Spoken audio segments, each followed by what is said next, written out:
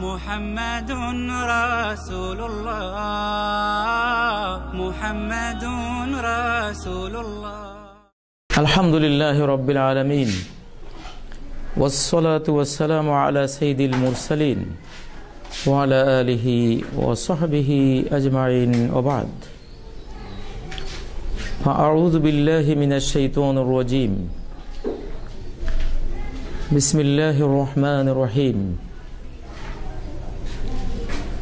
قال له موسى هل أتبعك على أن تعلمني مما علمت رشدا قال إنك لن تستطيع معي صبرا وكيف تصبر على ما لم تحط به خبرا ويقول عز من قائل اقرأ باسم ربك الذي خلق الإنسان من علق اقرأ وربك الأكرم الذي علم بالقلم علم الإنسان ما لم يعلم।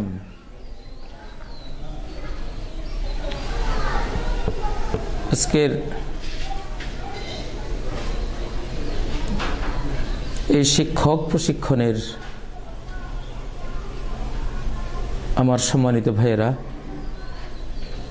জাতির কর্ণধার, জাতির দিশারি ভাইয়েরা, মানুষ তৈরির আপনারা রূপকার, মানুষ তৈরির আপনারা কারিগর।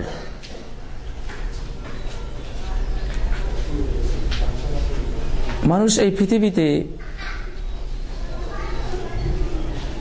আল্লাহর সৃষ্টি জগতে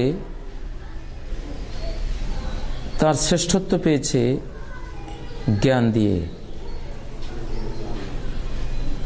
মানুষের জ্ঞানের কারণেই আকাশের নূরের তৈরি ফেরেশতাগণ মানুষকে সেজদা করেছেন আল্লাহর নির্দেশে। وعلم آدم الأسماء كلها ثم عرضهم على الملائكة فقال أنبئوني بأسماء هؤلاء إن كنتم صادقين। আল্লাহ তাআলা আদমকে সমস্ত কিছুর নাম শিক্ষা দিয়েছেন এবং সেই সব জিনিসের বৈশিষ্ট্য কি সেই সব বৈশিষ্ট্য শিক্ষা দিয়েছেন। তারপর সেই নামগুলোকে ফেরেশতাগণের সামনে পেশ করেছেন, বলেছেন আম্বিউনি বিআসমাই হাউলা, আমাকে সংবাদ দিন এসব কিছুর নাম সম্পর্কে, ইন কুনতুম সাদিকিন, যদি তোমরা হও সত্যবাদী। 2 নম্বর সূরা আল বাকারার 31 নম্বর আয়াতে এই তথ্য আল্লাহ দিয়েছেন। আসলে সারা পৃথিবীটি বরং এই মহাবিশ্বই জ্ঞানেরই সমাহার।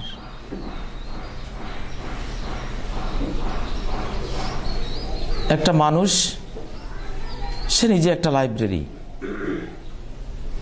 তার প্রতিটি সেল, তার দেহের প্রতিটি কোষ, তার প্রতিটি জিন, দেহের এক একটি জিনের মধ্যে 300 কোটি বেস পেয়ার আছে, আদি জোড়া আছে।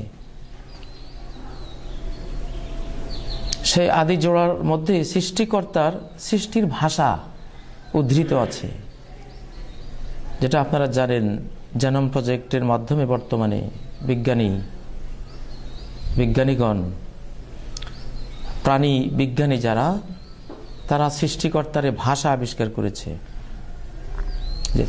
চোখে দেখা যায় না এমন একটি ক্ষুদ্র কণিকার ভেতরে, জিনের ভেতরে 300 কোটি বেস পেয়ার রয়েছে।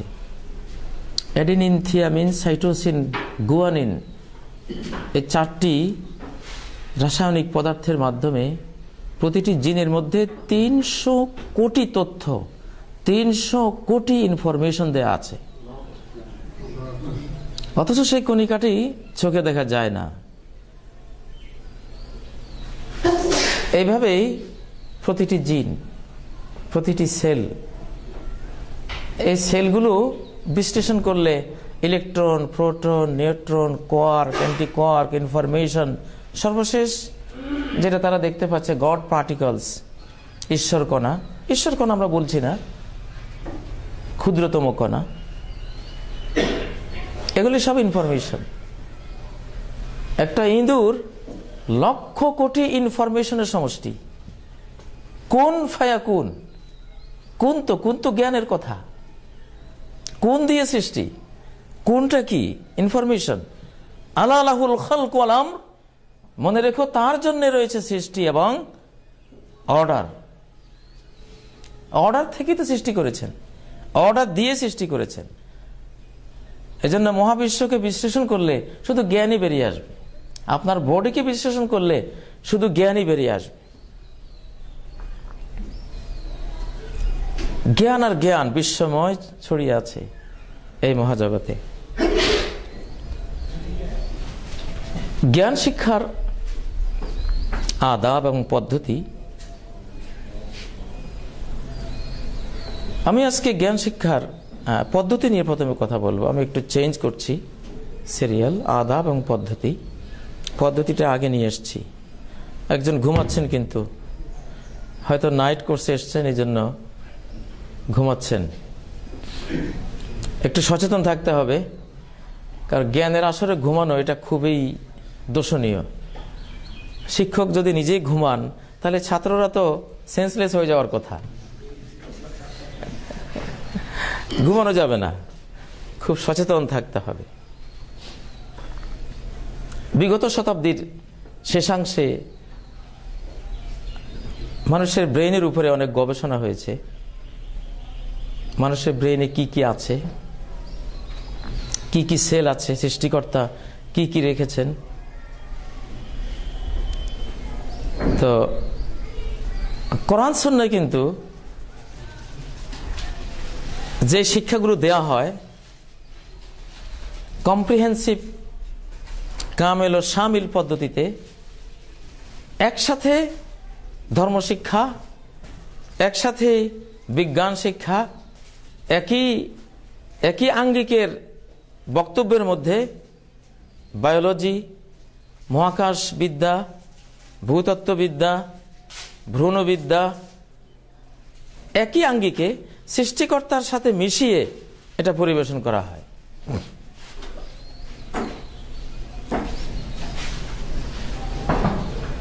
মানুষের ব্রেইন গবেষণা করে যেটা বোঝা গেছে, আমি কতগুলো আপনাদেরকে গবেষণার ফলাফল দিচ্ছি।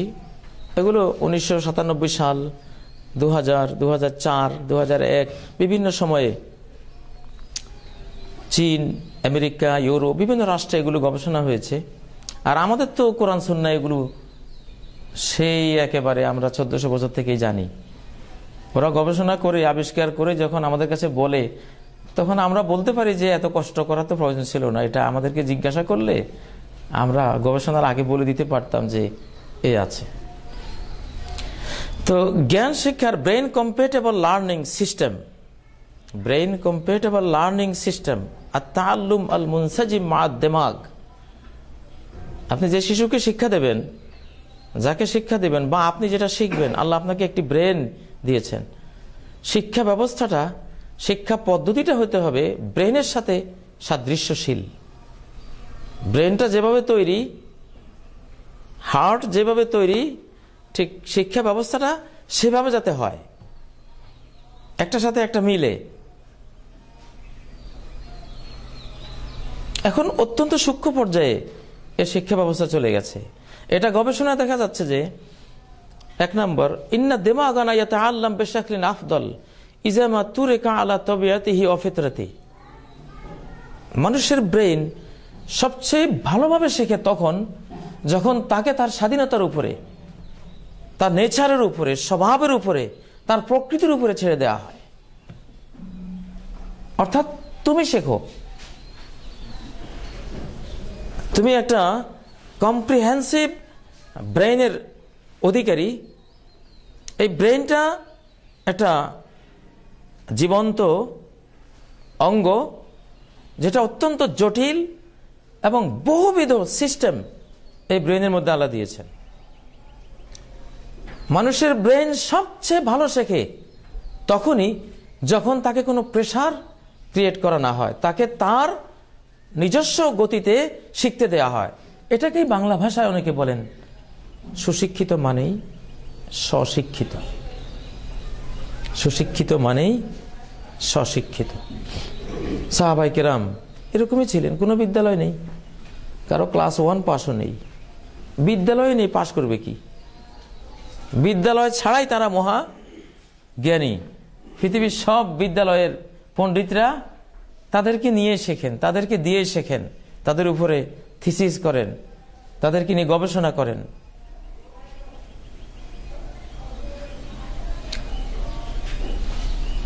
আমি নিজে আমার ব্যক্তিগত জীবনে পরীক্ষা করে দেখেছি যে যখন নিজে শিখি, মনের আবেগ নিয়ে শিখি, কোনো প্রেশার নেই, বাইরের কোনো বোঝা আমাকে বহন করতে হচ্ছে না, তখন যেই জ্ঞানটা আমরা শিখতে পারি এটা স্বাভাবিক। কারো প্রেসারে, ক্লাসের শিক্ষায় এটা খুব কম হয়, সেটাও হয় কিন্তু পরিমাণে কম হয়। তাহলে মানুষের শিক্ষার সবচেয়ে ভালো পদ্ধতি হলো তাকে এমন প্রেরণা দেয়া, এমন উৎসাহ দেয়া, তাকে এমনভাবে প্রস্তুত করা যে সে নিজে শিখতে আগ্রহী হয়ে উঠবে। এটাকে বলা হয় KWL পদ্ধতি। KWL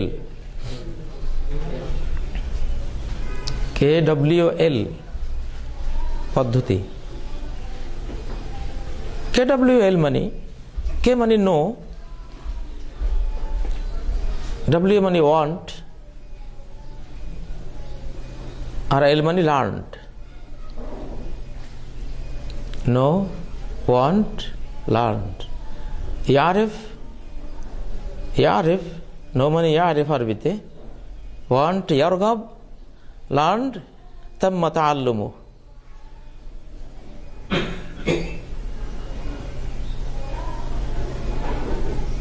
আগে সে পরিচিত হবে যে জিনিসটা কি, বিষয়টা কি। বিষয়টা যখন সে পরিচিত হয় যে এটা এই জিনিস, এটা ভূগোল, এটা ইতিহাস, এটা বিজ্ঞান, এটা বায়োলজি, এটা জিওলজি, এটা এই সম্বন্ধে যখন তার ব্রেনে একটা আইডিয়া আসে তখন একটা আগ্রহ সৃষ্টি হয়। প্রথম ধাপ হলো তাকে পরিচিত করা। এই যে অ্যাডগুলো দেয় টেলিভিশনে, অনলাইনে, ফেসবুকে, এগুলো প্রথমে মানুষের বৈশিষ্ট্য হলো সে যে জিনিস সম্পর্কে আগে পরিচিত হবে না সেই জিনিস সম্পর্কে তার আগ্রহ তৈরি হবে না। তা আমরা প্রত্যেকে বুঝি। শিশুটা সেই জিনিসের প্রতি আগ্রহী কখন হবে? যখন সে পরিচিত হবে যে এই জিনিস, এটা শিখলে এই পাবো, এই শিখলে আমি এই হব, এই শিখলে আমার এই ফলাফল আসবে। এজন্য শিক্ষার প্রথম ধাপটা হলো আল মারেফা। সে বিষয় সম্পর্কে তার ব্রেইনে একটা আইডিয়া আসা।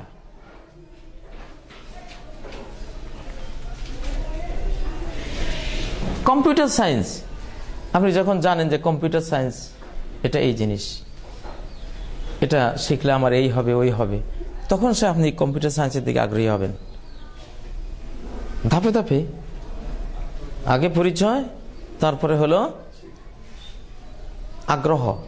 শিক্ষা তখনও না, পরিচয়ের পরে ভিতরে একটা আগ্রহ নামক আরেকটা মাখলুক আছে আল্লাহর, এটা কাজ করতে হবে।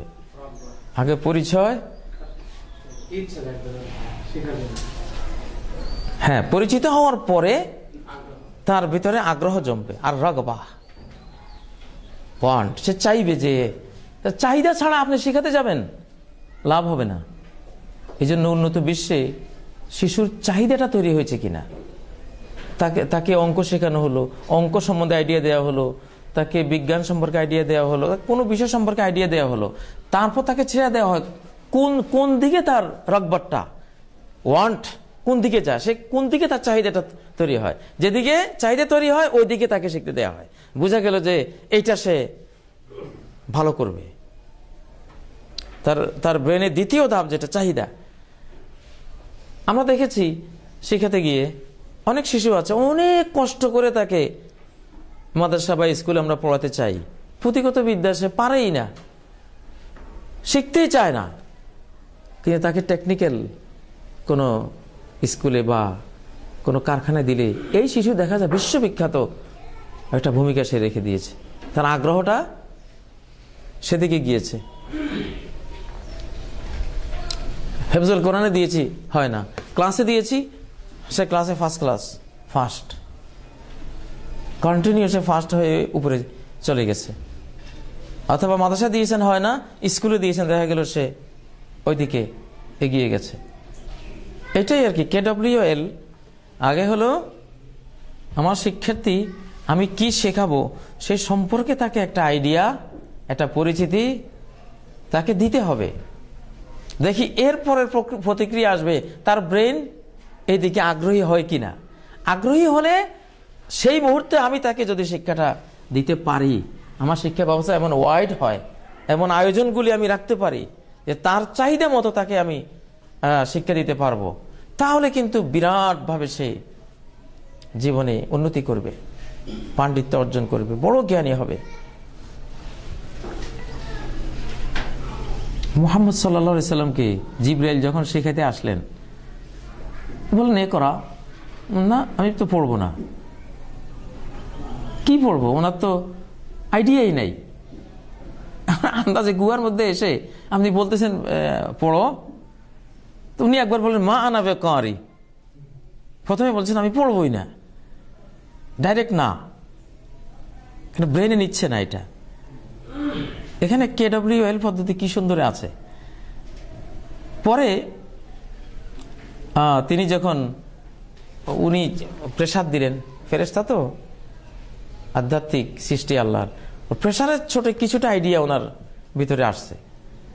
যে দ্বিতীয়বার যখন উনি আবার একরা বললেন, উনি বলেন মা আনা বেকারি ইস্তেফাম, কি পড়বো, মা আনা বেকারি।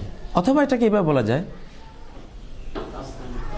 প্রথমে বলেছেন আল ইমতেনা আর নফি আল ইস্তেফাম, একরার উত্তরে প্রথম বলেছেন মা আনা বেকারি ইমতেনা, না আমি পড়বো না। এটাকে ইমতেনা বলে, ডাইরেক্ট না, পড়বই না।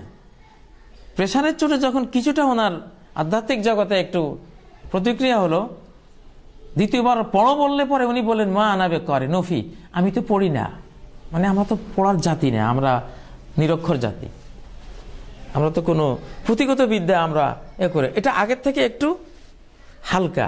আগে বলছেন পড়বই না, আর এখন বলছি আমি তো পড়ি না, আমি তো আসলে পড়ার জাতি না। সূক্ষ্ম চিন্তা করলে এই কথাটা কিন্তু একটু আগের চেয়ে হালকা হয়েছে, আগ্রহের একটু সৃষ্টি হয়েছে বলে বোঝা যাচ্ছে। দ্বিতীয়বার আবার প্রেসার দিয়ে যখন বলেন এ করা পড়ো, এবার বলেন মা আনা বেকারি, মানে কি পড়বো, ওয়ান্ট, এটা ওয়ান্টের পর্যায়ে আসছে, কি পড়বো এটা আগ্রহের পর্যায়ে আসছে। হ্যাঁ, আগ্রহ হয়েছে। আগ্রহ যখন হয়েছে তখন ইকরা বিসমি রাব্বিকাল্লাযী খালাক খালাকাল ইনসানা মিন আলাক ইকরা রাব্বুকাল আকরাম আল্লাযী আল্লামা বিল কলম আল্লামাল ইনসানা মা লাম ইয়ালাম, বাস লার্নড। এবার উনি এটা পড়তে পড়তে আবৃত্তি করতে করতে উনি বাড়ি ফিরলেন। এখানেও কিন্তু KWL পদ্ধতিটা প্রথম যেটা কোরআন শিক্ষার মধ্যে ছিল এটা পাওয়া যায়। যাই হোক, শিশুকে এমনভাবে আপনি গড়বেন, এমন আকৃষ্ট করবেন যে আপনার শিক্ষা সম্পর্কে সশিক্ষিত হতে যাতে সে সচেষ্ট হয়। আমি দেখেছি কিছু শিশুকে আগ্রহী করে তুলতে পারলে এত পড়া পড়ে ওরা, জীবন জাকাত থাকে। আমরা যেটা করেছি, হামে দুনিয়া সে ক্যা মতলব, মাদ্রাসা है वतन अपना, मरेंगे हम किताबों पर औरक होगा कफन अपना। মাদ্রাসা দুনিয়া দিয়ে করবোটা কি, আমরা দুনিয়া দিয়ে কোনো কাজ নেই। মাদ্রাসা হলো আমাদের জন্মভূমি। মরেঙ্গে হাম কিতাবों पर, মরলে কিতাবের উপর মরবো। औरक होगा कफन अपना, কিতাবের পৃষ্ঠা হবে আমাদের কাফন। এসা পড়ে ঢুকেছি ঘরে, ক্লাসরুমে, ফজরে আজান হয়ে গেছে, বের হয়েছি, কেউ কি বলেছে আমাদেরকে পড়তে? বলেনি ওরকম, কিন্তু নিজের আগ্রহে ওটা করেছি। টুমসার মাদ্রাসার ছাত্ররা শীতকালে ভেলার উপরে বই রেখে কোমর পর্যন্ত পানিতে নেমে পড়ালেখা করেছে। ঘুম আসে কেন? এই জন্য। কল্পনা করতে পারবেন এই বাংলাদেশে এটা ছিল। আমরা শিশুকালে যে মাদ্রাসা পড়েছি সেই মাদ্রাসার ঘটনা। কোন ছেলে সিলিং এর সাথে বা উপরের কোনো রডের সাথে একটা রশি বেঁধে নিজেকে ওটার সাথে সেটে দিয়ে যাতে ঘুমের কারণে পড়ে না যায়, ওইভাবে আটকে দিয়ে পড়াশোনা করেছে। মানুষের যখন আগ্রহ তৈরি হয় তখন মানুষ এমনটাই করে। তো প্রথমত তাহলে আমাদের আইডিয়া হলো ইন্না দিমাগানা ইয়াতাআল্লাম বিশাকলিন আফদাল ইযা মা তুরিকা আলা তাবিআতিহি ওয়া ফিতরাতিহি। মানুষের ব্রেইন সবচেয়ে ভালো শেখে তখন যখন তাকে স্বাধীনভাবে তার স্বভাবের উপর ছেড়ে দেওয়া হয়, অর্থাৎ সুশিক্ষিত মানেই স্বশিক্ষিত। দ্বিতীয় হলো যে আমাদের ব্রেইন কাজ করে সামষ্টিকভাবে, ঐক্যবদ্ধভাবে। মানুষের ব্রেইন কাজ করে ঐক্যবদ্ধভাবে। ব্রেনের সবগুলো সেল আপনি যেদিকে চিন্তা করবেন সবাই সেদিকে রওনা দেবে। ব্রেনের চারটা ভাগের মধ্যে ABCD ভাগ আছে। ব্রেনের বাম সাইডটা হলো সাধারণত দুনিয়াদার, জাগতিক, আর ব্রেনের ডান সাইডটা হলো সাধারণত ধার্মিক, আল্লাহওয়ালা, আধ্যাত্মিক এবং আল্লাহমুখী। তো সেই শিক্ষা ব্যবস্থায় সর্বোত্তম যে শিক্ষা ব্যবস্থায় জাগতিক শিক্ষাও থাকবে, তার পাশাপাশি ধর্মীয় শিক্ষাও থাকবে। ব্রেনের যেই সেলগুলি বিজ্ঞানীরা এই পর্যন্ত আবিষ্কার করেছেন, যেমন ব্রেনের বাম পাশের উপরের অংশে যে সেলগুলো আছে এগুলো হলো problem solving, mathematical, technical, analytic, logic, এই 5টা প্রকার। বাম পাশের নিচের যে সেলগুলো এগুলি planning, controller, administrative, conservative, organizational. এই সেলগুলো এই সাইডে, বাম সাইডে থাকে।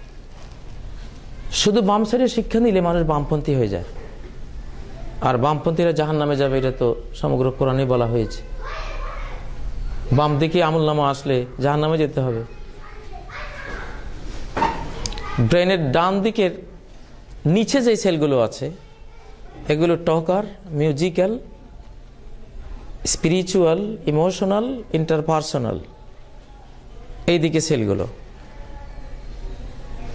শব্দ তৈরি করে এরাই। যত টকিং হয় ডানের নিচের সেলগুলো এটা তৈরি করে। মিউজিক্যাল, সুর পছন্দ করে, সেলগুলো এখানে আছে। স্পিরিচুয়াল,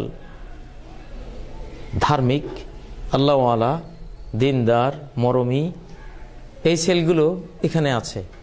ইমোশনাল, যে আবেগ আমাদের ভিতরে কাজ করে, এই সেলগুলো এখানে আছে। ইন্টারপার্সোনাল বা ব্যক্তিত্ব তৈরি করে যে সেলগুলো, এই সেলগুলো এখানে আছে। তো এটা একটা জটিল, আমি যেটা বলতেছি আপনাদেরকে আইডিয়া দিচ্ছি। বর্তমান শিক্ষা ব্যবস্থা ডিজিটাল হয়ে যাচ্ছে, ম্যানুয়াল শিক্ষা ব্যবস্থা থাকবে না সামনে, এবং সারা বিশ্বে এখন ব্রেন নিয়ে গবেষণা চলছে। আগামী শিক্ষা ব্যবস্থার মধ্যে অলরেডি এখন ঢুকে গেছে, এটা শুরু হয়েছে, কিন্তু আমরা টের পাইনি। আমরা তো টের পাই 100 বছর পরে।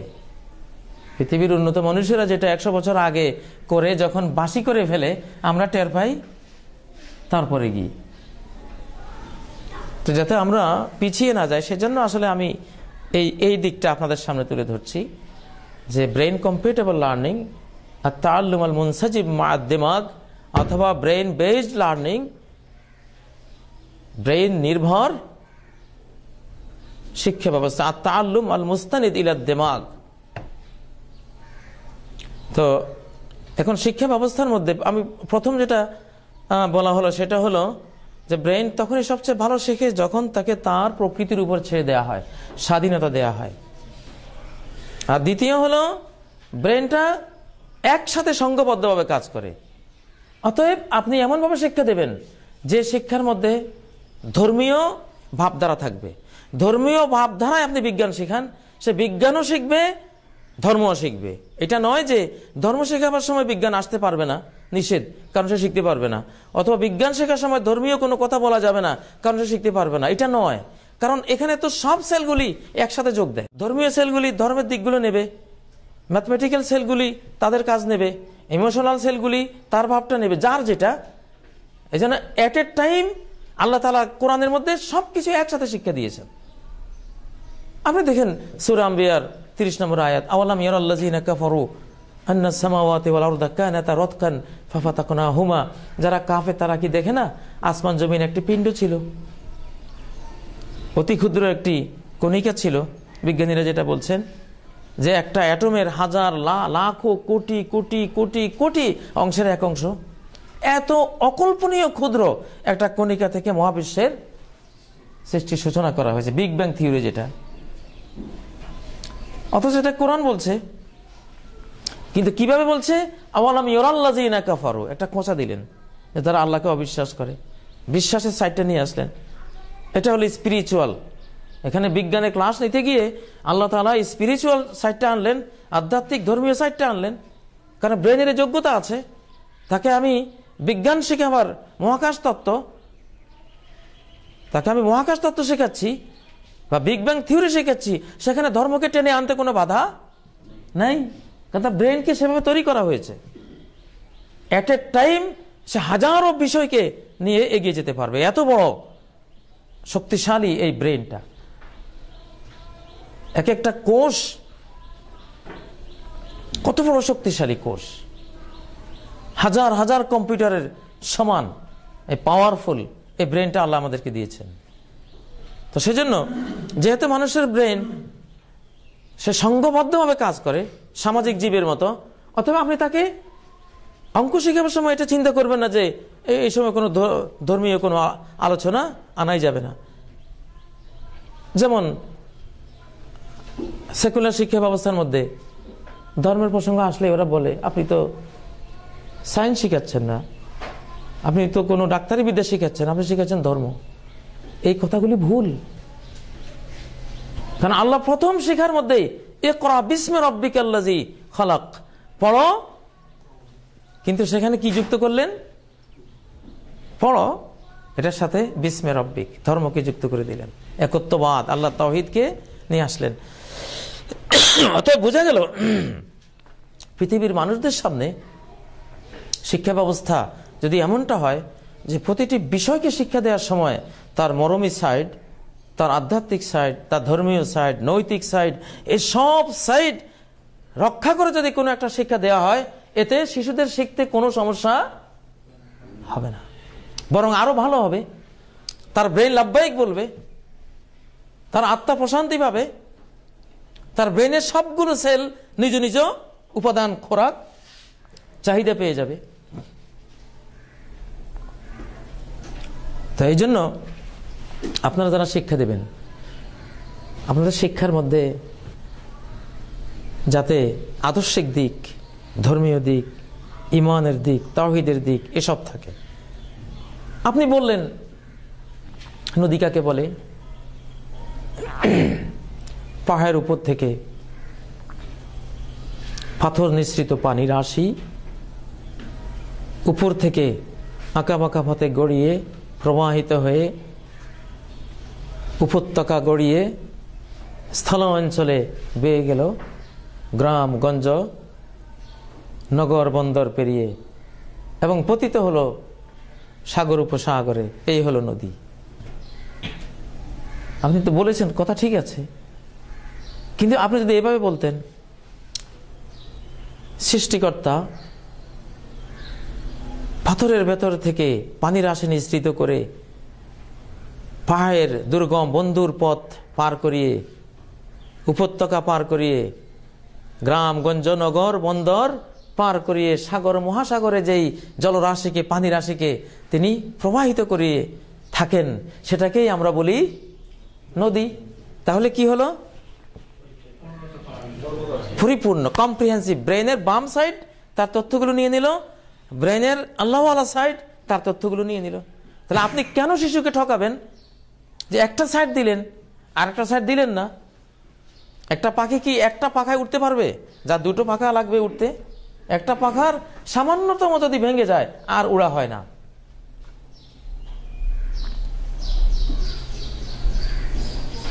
কেন আমি বলবো যে সাগরে নিম্নচাপ সৃষ্টি হয়েছে? আজকে নোয়াখালী, ফেনী, লক্ষ্মীপুর, ভোলা, বরগুনা ইত্যাদি অঞ্চল দিয়ে ঝড় বৃষ্টি বয়ে যেতে পারে। কেন এভাবে বলবো? যদি এভাবে বলতাম যে মহান আল্লাহর সীমাহীন কুদরতে তিনি সাগরে নিম্নচাপ সৃষ্টি করেছেন, তার নির্দেশে আজকে লক্ষ্মীপুর, নোয়াখালী, ফেনী, বরগুনা অমুক অঞ্চল দিয়ে ঝড় বৃষ্টি বয়ে যেতে পারে, তাহলে এটা তো হতো ইমানদারদের কথা।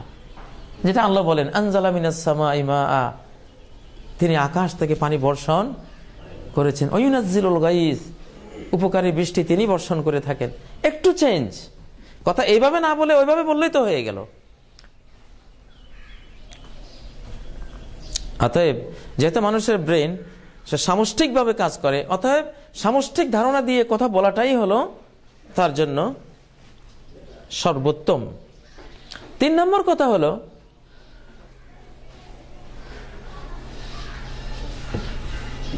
যেটা গবেষণা দেখা যাচ্ছে, আল মুআল্লিম মুওয়াজ্জিহুন ওয়া মুয়াসসিরুন লিত-তাআল্লুমি।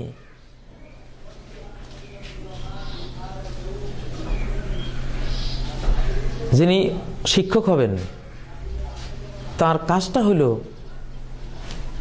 ছাত্রকে শিখতে দেয়া স্বগতভাবে। উনি শুধু তাকে ইনস্ট্রাকশন দিবেন, তাওজি করবেন, পথ দেখাবেন। ওলে কুল্লে কওমিন হাদ, প্রত্যেক জাতিরই পথ প্রদর্শক রয়েছে। আপনি শুধু পথ দেখাবেন, দেখবে সে, শিখবে সে, চলবে সে। এবং চতুর্থ নীতি হলো ইয়াকুনু তাআল্লুম আকসারা মিনাত তালিম, তার স্বগত শিক্ষা গ্রহণটা আপনার শিক্ষা প্রদানের চেয়ে বেশি হইতে হবে, তাহলে সে শিক্ষিত হবে। খালি আপনি সারাদিন শিখাচ্ছেন, সারাদিন ক্লাস, এই পদ্ধতিতে কিন্তু মানুষ বড় জ্ঞানী হয় না। যে পরিমাণ শিক্ষা দেবেন তার চেয়ে বেশি থাকতে হবে তার নিজে শিক্ষা গ্রহণ। ইয়াকুনু তাআল্লুম আকসারা মিনাত তালিম।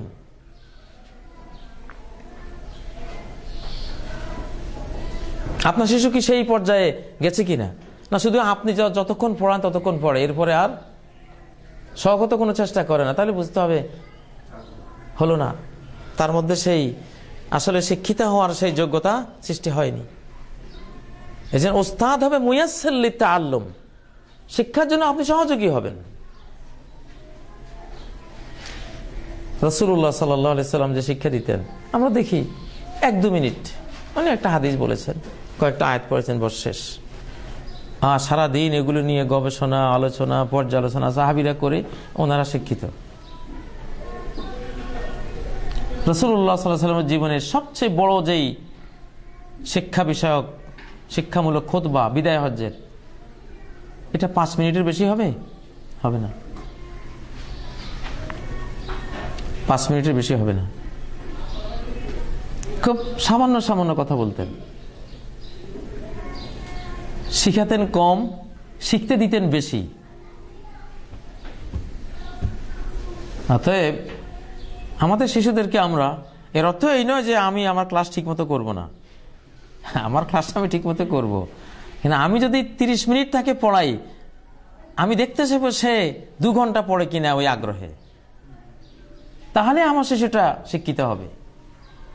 আর এই যদি হয় আমি 30 মিনিট শিক্ষা দিলাম কিন্তু সে 10 মিনিটও শিখলো না, আগ্রহী হলো না, তাহলে কিন্তু আপনার মিশনটা ব্যর্থ হবে, সাকসেসফুল হবে না। আমাদের জীবন আমরা যে পড়েছি, সুবহানাল্লাহ, ক্লাস হুজুরে যা করিয়েছেন, এরপরে তো ডেলি 12 ঘন্টা, 14 ঘন্টা, 16 ঘন্টা আমরাই পড়েছি। আজকালকার শিক্ষা ব্যবস্থার মধ্যে সারাদিনই শেখায়, শিশুর নিজে শেখার আর সময় নাই। এটা কিন্তু একটা ভুল। এই শিশুগুলো এক পর্যায়ে গিয়ে তাদের ব্রেন ডাল হয়ে যেতে পারে প্রেসারের কারণে। আমেরিকান শিক্ষা পদ্ধতিতে ওরা প্রেসার দেয় না, শিশুদেরকে কোনো প্রেসার দেয় না, এমন ভাবে আঙ্গিক সাজায় সে শিখতেছে। আমার ঘরে আমি এই পদ্ধতিটা অবলম্বন করেছি আমার শিশুদের ক্ষেত্রে। কোনো প্রেসার নাই, সারাদিন কম্পিউটারে এইটা ওইটা, কোরআন হাদিস, জাকির নায়কের বক্তৃতা, এগুলি চলছে। আমি কোনোদিনও বলিনি তোমরা শেখো, কিন্তু ওরা নিজেরাই শিখতেছে আলহামদুলিল্লাহ। কেউ 2 পারা মুখস্থ করে ফেলছে ওখান থেকেই, 1 পারা মুখস্থ করেছে ওখান থেকেই। কে বলেছে ওদেরকে? কারণ ব্রেনের যোগ্যতাই আল্লাহ দিয়েছেন এরকম যে সে শিখবে। এক লোকের স্ত্রীকে সে বহু চেষ্টা করেছে ধর্মকর্মে আনতে, সূরা ফাতিহা, কিছু নামাজের সূরা শিখবে না। স্বামী শিখাইতে গেলে সে আর শেখে না। তখন সে এটা এই প্রেসার বাদ দিয়ে সে করলো কি, রেকর্ডার কিনে এনে ঘরে স্ত্রী যেখানে বসে বসে তরকারি কুটে এখানে চালিয়ে দিয়েছে, আর কিছু বলে না। কদিন পরে দেখেছে সূরা ফাতিহা পুরো মুখস্থ। মেয়ে লোক তো এমনি বাঁকা, পুরুষে যদি দক্ষিণে যেতে কয় উত্তরে যাবে, স্বাভাবিক। উত্তরে বলে দক্ষিণে যাবে, নেচার। কিন্তু তুরেকাত আলা তবিয়াতিহা অফিতরাতিহা, ঠিক আছে, তুমি তোমার অবস্থানে থাকো, কিন্তু তার কানে শব্দধ্বনি পৌঁছবে এরকম একটা সিস্টেম করে দিল, সে নিয়ে নিল ওখান থেকে। এটা সবচেয়ে উন্নত শিক্ষা ব্যবস্থা। আমি উত্তরবঙ্গে একসময় ছিলাম, আমি তখন তার এগুলি জানতাম না এত কিছু, কিন্তু কেন জানি স্বগতভাবে শিশুদেরকে তখন এমন পড়িয়েছি আমি, কোনো মারধর করতাম না, আদর আনন্দ হাসি খুশির ভিতর দিয়া পড়াতাম। ওরা পড়তো, সারাদিন পড়তো। 2.5-3 বছরে 20 থেকে 23টা শুধু নাহু সরব আরবি গ্রামারের বই পড়িয়ে দিয়েছি ছোট ছোট বাচ্চাকে। তোর মধ্যে একজন এখানে আছেন, মৌলানা আব্দুর রহিম, এখন ভাইস প্রিন্সিপাল। জাফর আলী, তুমি উঠো দেখি। হ্যাঁ, এতটুকু বাচ্চা ছিল আমার কাছে যখন পড়ে, এতটুকু। এখন তো আমার থেকে বড়।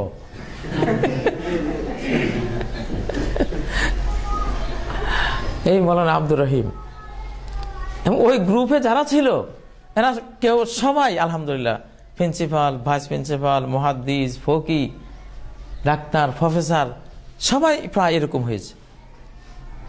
স্বগত আদরে, স্নেহে, মায়া, মমতায় স্বগতভাবে শিখতে দিলে শিক্ষার পাঠ থাকবে, আমি শেখাবো, কিন্তু খেয়াল রাখবো যে সে নিজে, আমি কত শেখাবো, সারা জীবন থাকবো তার সাথে, আমার তাকে এমন করে দেয়া সেই জ্ঞানের প্রতি আকৃষ্ট হয়ে এমন হবে যে নবীজি বলেছেন মানহুমান লা ইয়াশবাআন, 2 লোভীর পেট ভরে না কখনো।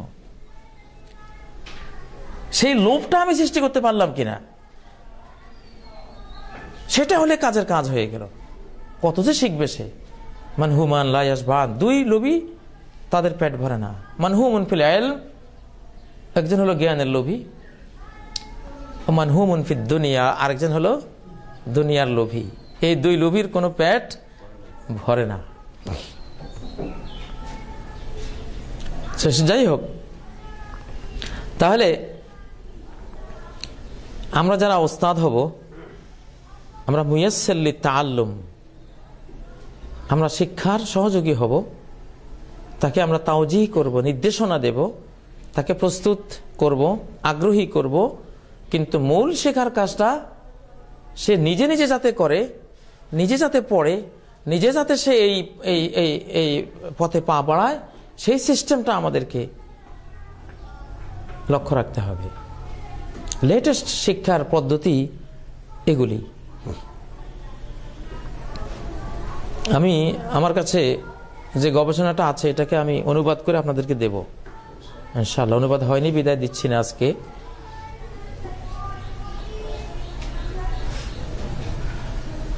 একটা শিশু আপনি দেখবেন মাঠে সে নিজে নিজে দৌড়ছে,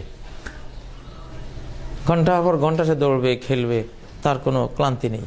ক্লান্তি আসলেও সে চিন্তা করে না।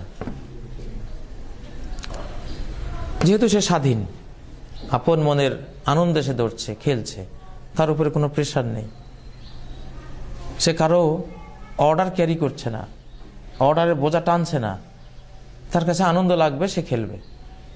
আপনি যদি তাকে দেখে ডেকে এনে বলেন, বাবা খুব ভালো লাগতেছে তুমি যে দৌড়তেছ, আরেকবার একটু দৌড়তো, কি হবে? ওই দৌড় আর আসবে না, কষ্ট লাগবে। ম্যাক্সিমাম শিশু দৌড়ে পালিয়ে যায় বাড়ির দিকে। দেখেন এখানে কত বড় একটা বিষয়, বিজ্ঞান। মানুষ যে স্বাধীন, সৃষ্টিগতভাবে স্বাধীন, স্বাধীন থাকতে চায়, এটা তার প্রমাণ। সে কেন দৌড়লো?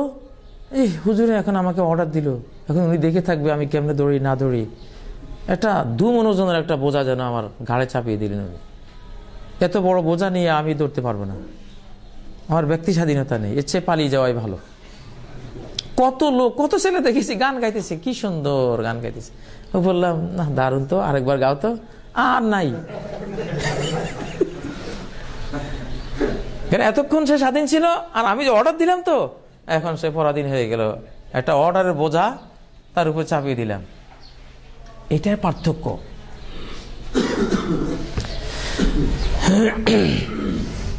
যাই হোক, আপনাদেরকে আমি 4টা তথ্য দিলাম জ্ঞান শিক্ষার পদ্ধতির মধ্যে। একটা হলো মানুষের ব্রেন সবচেয়ে ভালো শেখে তখন যখন তাকে তার স্বাধীনতার উপরে, স্বভাব প্রকৃতির উপরে কাজ করতে দেয়া হয়। দ্বিতীয়টা কি? হ্যাঁ, ব্রেনের এত বড় যোগ্যতা যে সে সামষ্টিকভাবে শিক্ষা গ্রহণ করে, কাজ করে, গবেষণা। আপনি তাকে যে কোনো একটা সাইড আপনি যখন বলবেন, সেই সাইডের সাথে যে মোরালিটি আনা উচিত, যে সৃষ্টিকর্তাকে নিয়ে আসা উচিত, ধর্মকে নিয়ে আসা উচিত, আপনি ভাববেন না যে এখানে ধর্মকর্মের কথা বললে তার ক্ষতি হবে, না, বরং আরো সেটা তার জন্য উপকারী হবে। তার ব্রেনে সে যোগ্যতা আছে, আপনি সে আঙ্গিকে আপনি তাকে শিক্ষাটা দিবেন। তৃতীয়ত কি বলা হয়েছিল? হ্যাঁ, মুআল্লিম হবে, খালি সারাদিন শেখাবে এমনটা না, তিনি প্রদর্শন করবেন। মুয়াজ্জি হবে, তার জীবনকে তিনি পরিচালনা করবেন, তাকে ঘুরিয়ে দেবেন, তুমি এদিকে যাও, গাইডলাইন দিবেন। ওস্তাদের মূল ভূমিকা হলো তাকে গাইড করা। এই দোয়াই তো সূরা ফাতিহা করা হয়েছে। আল্লাহ তো আমাদের ওস্তাদ, ওনাকে বলা হয়েছে কি ইহদিনাস সিরাতাল মুস্তাকিম, গাইডেন্স, আমাদেরকে গাইডলাইন দেন, আপনি সিরাতে মুস্তাকিমের পথ দেখিয়ে দিন। আসলে কোরআনে যে সাদা মাঠাভাবে আল্লাহ বলেন, গবেষণা করে দেখা যায় কত ডিপ এবং কত মানুষের প্রকৃতির সাথে, যোগ্যতার সাথে কত সাদৃশ্যময় এই বিষয়গুলি। আর চতুর্থত, শিক্ষা দান যা করব তার চেয়ে সে স্বপ্রণোদিত হয়ে শিখবে বেশি। আমার শিক্ষা প্রদানের চেয়ে তার শিক্ষা গ্রহণের মাত্রা বেশি হবে, তাহলে সে শিক্ষিত হবে। রাসূলুল্লাহ সাল্লাল্লাহু আলাইহি ওয়াসাল্লাম তিনি শিক্ষা দিতেন, এইভাবে শিক্ষা দিতেন। তিনি কত সফট কর্নার ছিলেন, কত মায়া মমতার শিক্ষক তিনি ছিলেন। এক বেদুইন এসে মসজিদে বসলো, কিছুক্ষণ পরে উঠে সে মসজিদে পেশাব করে দিচ্ছে। সহিহ বুখারী সে বিখ্যাত হাদিস। সব সাহাবীরা তো বড় বড় চোখ করে তাকে ধরার জন্য এগিয়ে আসতেছে। নবী সাল্লাল্লাহু আলাইহি ওয়াসাল্লাম বলেন, দাউহু লা তুজরিমুহু, ছেড়ে দাও ওকে, তোমরা ওর পেশাব কেটে দিও না। এরপর যখন পেশাব করা শেষ হলো, তখন নবীজি বললেন, হারিকু আলা বাউলিহি সাজলা মিম্মা, তার পেশাবের উপরে এক বালতি পানি মেরে দাও। এই যে একজন শিক্ষক, মহান শিক্ষক, এখানে কিন্তু একটা শিক্ষা তিনি দিয়ে ফেলেছেন, এই পদ্ধতির মধ্যে একটা শিক্ষা দিয়ে ফেলেছেন যে কিভাবে একজন শিক্ষক তিনি মহানুভব হতে হয়, তিনি মায়াময় হতে হয়, শিক্ষা দিয়েছেন। সে আরবি, সে বেদুইন, সে বলল, ফাওয়াল্লাহি মা দরাবানি ওয়ালা কাহারানি ওয়ালা সাব্বানি, আল্লাহর কসম আমাকে মারলেনও না, কোনো একটা হুমকি ধুমকিও দিলেন না, কোনো গালিগালাজও করলেন না। এমন মহান শিক্ষক হয় তারপরে সে নামাজের মধ্যে দোয়া করতেছে, আল্লাহুম্মা রহমনি ওয়া মুহাম্মাদান ওয়ালা তারহাম মা'ানা আহাদান। হে আল্লাহ, আমাকে রহমত করেন আর মুহাম্মদকে রহমত করেন, আমাদের সাথে আর কাউকে রহমত করেন না, কারণ সবাই তো আমাকে খুব চোখ রাঙিয়েছে, এদের কাউকে রহমত করার দরকার নাই, শুধু মুহাম্মদকে রহমত করেন। শিক্ষকতার মাহাত্ম্য কোথায়? পঞ্চমত যেটা আমি আপনাদেরকে বলবো, শিক্ষা গ্রহণের পদ্ধতি, মানুষের ব্রেন, এটা টেকনিক্যাল সেল আছে এখানে, এগুলি হলো বাস্তববাদী। আপনার শিক্ষাটা হইতে হবে প্র্যাকটিক্যাল, ব্যবহারিক, আল ওয়াকি ওয়াল আমালি। রাসূলুল্লাহ সাল্লাল্লাহু আলাইহি ওয়াসাল্লামের শিক্ষার বৃহদাংশটা এরকমই ছিল।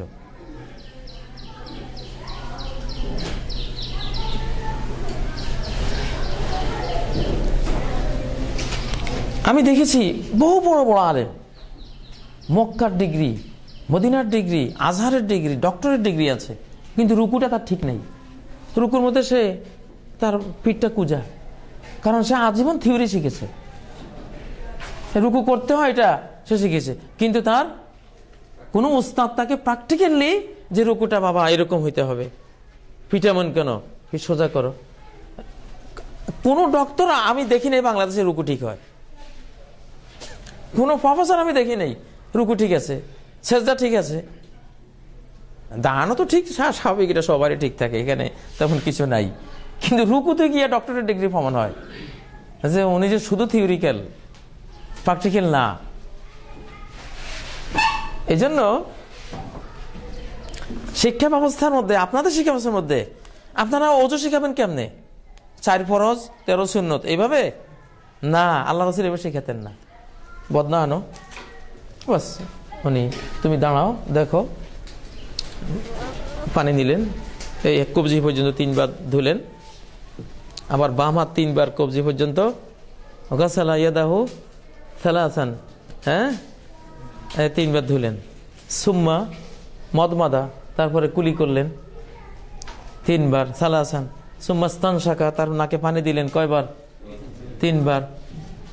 তারপর কি করলেন? গাসালা ওয়াজহাহু সালাসান, চেহারা ধুলেন, পানি নিচ্ছেন, কিভাবে ধুচ্ছেন সে দেখে আছে। তারপরে গাসালা ইয়াদাহিল আল মিরফাকাইনি সালাসান, কোনই পর্যন্ত এইভাবে পানি নিয়ে 3 বার ধুলেন, এই হাত 3 বার ধুলেন। সুম্মা মাসা বিরাসি আকবালা বিহিমা ওয়া আদবার, মাথা মসে করলেন এইভাবে, একবার পিছনে নিলেন, আবার হাত সামনে আনলেন, কেমন? আবার কানের ভিতরের অংশ, কানের বাইরের অংশ এইভাবে মসে করলেন, দেখাচ্ছেন।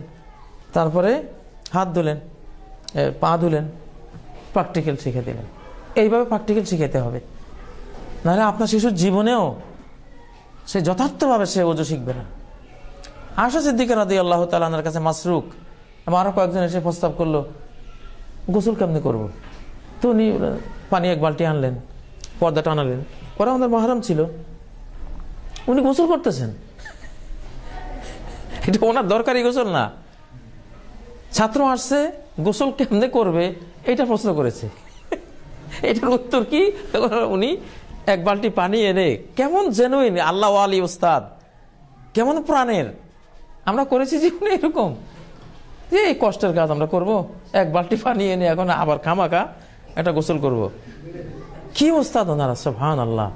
উনি গোসল করলেন, একেবারে দেখাইলেন যে এইভাবে আল্লাহ রাসূল সাল্লাল্লাহু আলাইহি ওয়াসাল্লাম প্রথমে এই করেছেন, প্রথমে ওযু 4 মাসের পর্যন্ত ওযু করলেন, এরপরে মাথার এক পাশে পানি ঢাললেন আর আরেক পাশে ঢাললেন, দিয়ে মাথাকে ঘষলালেন, এরপরে ঝরঝর করে 1 বার 2 বার 3 বার পানি ঢেলে দিলেন, সারা শরীর পৌঁছে গেল, একটু ঘষে ঘষে বাস।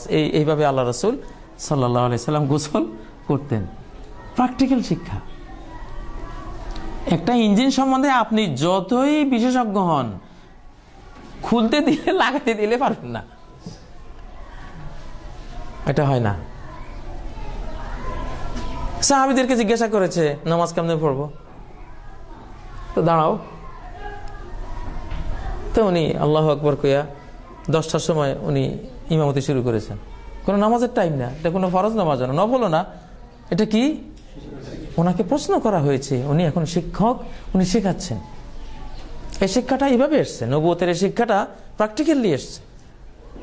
কত কত সাহাবীরা এইভাবে বাস নামাজ, উনি 10টা 11টার সময় সুন্দরভাবে নামাজ পড়ে সালাম ফিরিয়ে বললেন, হ্যাঁ কাজা কানা সালাতু রাসূলিল্লাহি সাল্লাল্লাহু আলাইহি ওয়াসাল্লাম, রাসূলুল্লাহ সাল্লাল্লাহু আলাইহি ওয়াসাল্লামের সালাত এরূপই ছিল। এই শিক্ষা ব্যবস্থাটা জ্ঞানের ভুবনে, আপনাদের ভুবনে, আপনারা যে ভুবন থেকে এসছেন, জ্ঞানের ভুবন সবগুলি আমরা এখানে নাম দিয়েছি আর কি, কিন্তু আসলে তো বেনামি জ্ঞানের ভুবনও আছে হাজার হাজার বাংলাদেশে, ঠিক না? বিদ্যালয় সবগুলি জ্ঞানের ভুবন। প্র্যাকটিক্যাল শিক্ষাটা নাই, এই জন্য শিক্ষা হচ্ছে না। এটা অত্যন্ত অত্যন্ত জরুরি একটা পদ্ধতি শিক্ষা দেওয়ার পদ্ধতির মধ্যে। তো আমার সময় মনে হয় শেষ হয়ে গেছে। আজকে আদাবের জন্য একটা পয়েন্ট শুধু আপনাদেরকে আমি উল্লেখ করেছিলাম আয়াতের মধ্যে, আপনারা পড়লে আল্লাহ আপনাদেরকে বুঝ দেবেন।